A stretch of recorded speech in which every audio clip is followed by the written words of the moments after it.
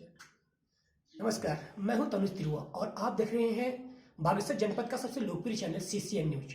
आप सभी को होली पर्व की हार्दिक बधाई एवं शुभकामनाएं। आज होली पर्व के बारे में हमारे साथ बातचीत करने के लिए है ज्योतिषाचार्य श्रीमान चंद्रशेखर जोशी जी। सर, सबसे पहले आपको प्रणाम।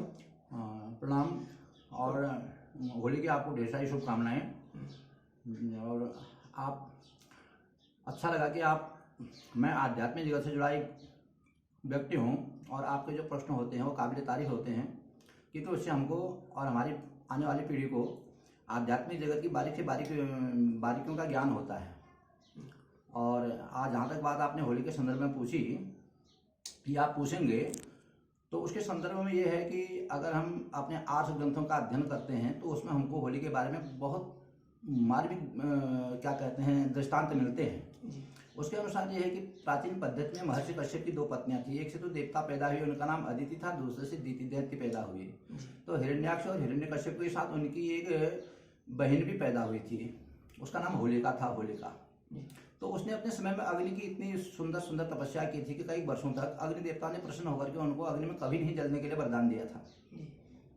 लेकिन उसके बाद यह भी शर्त थी कि अगर किसी भगवान के भक्त को आप परेशान करोगे तो आप स्वयं ही जल जाओगे और से बच जाएगा।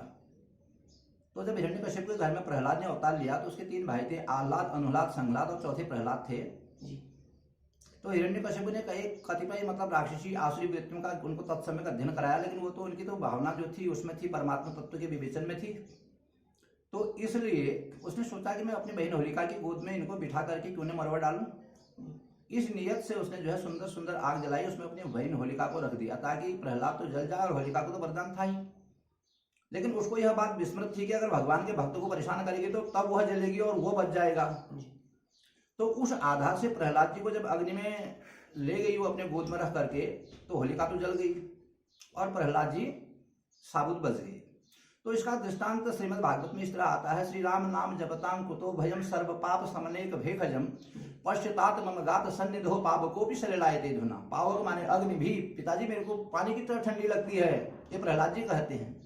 तो इसलिए हम अगर होलिका को मनाते हैं तो होलिका के ऊपर जो हम चीर बांधते हैं तो उसके ऊपर जो पुष्प गुच्छ रखते हैं वो तो अनंत कोटि ब्रह्मांड नायिका भगवती शिवा है, जो 8 भुजाओं वाली है। और जो हम कुंडा बनाते हैं गोल वाला, और जिसमें हम ढुंडिका देवी को वस्त्र अर्पित करते हैं, पहाड़ी भाषा में हम उसको चीर के धड़े कहते हैं, वो राधा और कृष्ण है। कुंडा वृंदावन है, उसके ऊपर का पुष्प वृक्ष जो है भगवती है। जिस डंडे को हम पकड़ते हैं वो होलिका है। इसलिए आज पौर्णमासी का जो शुभ दिन है, मंगलमय दिन है, तो अब अनंत कोटि ब्रह्मांड नायिका तो इस प्रकृति की स्वामिनी है और भगवान कृष्ण और राधा तो इस प्रकृति के मूल तत्व और मूल प्रकृति और मूल पुरुष हैं। इसलिए उनको तो न कोई जला सकता है न कोई मार सकता है। अब जो हम होलिका के चीर के डंडे को पकड़ते हैं उसको हम 5 टुकड़ों में विभाजित करते हैं, उसके 5 हिस्से बनाते हैं। वेद मंत्रों के साथ उस पर घी लगा करके आहुति देते हैं ढुंडिका देवी के निमित्त में। तो चीर में जो देवी बैठी है तो ढुंडिका है, कुंडा वृंदावन और मथुरा है, धड़े राधिका और कृष्ण हैं, और होलिका नाम की राक्षसी जो है दंडा है, जिसको हम पकड़ के घुमाते हैं। और आज वो होलिका जल जाएगी, 5 भागों में विभक्त होकर जलेगी। तो इससे यह सिद्ध होता है कि हमारे आर्ष ग्रंथों में किस प्रकार असत्य पर सत्य की विजय होती है, पाप पर जो है पुण्य की विजय होती है, और रात्रि पर दिन की विजय होती है, अज्ञान पर ज्ञान की विजय होती है। इसका प्रतीक होली है। आचार्य जी, हम जानना चाहेंगे कि इसमें रंगों का क्या महत्व है? इसमें रंगों का महत्व इसमें यह है कि बसंत ऋतु जो है रंगों का प्रेरक है। वैसे तो फाल्गुन के पक्ष में भी होली आती है, लेकिन होली को बसंत का ही प्रतीक माना गया है, क्योंकि हम बसंत पंचमी के दिन से होली प्रारंभ करते हैं। तो इससे सिद्ध होता है कि होली का बसंत में विभिन्न प्रकार के रंग होते हैं, खिलते हैं, अनेक प्रकार के नई प्रजाति के पुष्प खिलते हैं, पत्ते आते हैं, कोपलें आती हैं। तो विभिन्नता में बहुरूपता में एक रूपता, विभिन्नता में एक मत्ता का प्रतीक है रंग। इसलिए सारे रंग मिलते हैं तो उसके बाद एक उल्लास का रंग बनता है, और उस उल्लास के रंग में मस्त होने का नाम ही होली है। ये पौराणिक बात हमको मिलती है जब अगर हम अध्ययन करते हैं उनका, जैसे श्रीमद् भागवत के 10वें स्कंद। अच्छा जी, हम जानना चाहेंगे कि पहले की जो होली थी और आज की होली में कितना अंतर आ चुका है? क्योंकि बहुत से लोग कि जो नौजवान हैं होली गाना नहीं जानते हैं, क्योंकि और पुराने लोग जो कि बहुत कम रह चुके हैं। तो किस तरह से आज के टाइम में आप आधुनिक और पौराणिक होली को आप इसमें मिलाते हैं? तो तो इसमें तो जिस तरह से आप एक प्रबुद्ध पत्रकार होने के आपके समाज के मतलब बहुत आने वाले समय को दूरदर्शी नजरों से देखते हैं, माना कतिपय लोग इसको देखें तो ये तो ऐसा है कि होली मिलन का त्योहार, तो आजकल हम होली की विविध प्रकार की पुस्तकों का हमने संग्रह किया है, और उसके लिए बसंत पंचमी से शिवरात्रि तक का समय तो पहले लोगों के घरों में होलियां होती थी, और जिनको गाना नहीं आता था, जो होली के प्रति शौकीन होते थे, जो सीखना चाहते थे, वो लोग जो है घरों में मिलकर के होलियां करते थे। ये होली तो केवल एकादशी पर्यंत पौर्णमासी तक समाज में सामाजिक रूप से होती थी, बाकी तो घरों में जो है बैठ की होलियां होती थी, उसमें होलियार तैयार होते थे, गाने की बीज सीखते थे, सुनते थे, समझते थे, और बड़े लोगों से उसका भाव पूछ करके श्रवण करके अनुगमन भी उसका करते थे।